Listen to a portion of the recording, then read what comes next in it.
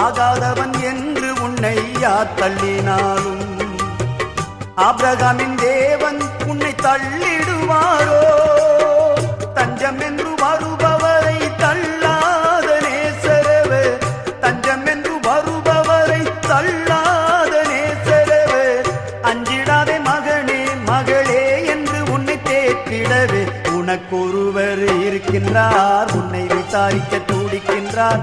உன்னையும் என்னையும் இயேசு நேசிக்கிறார்.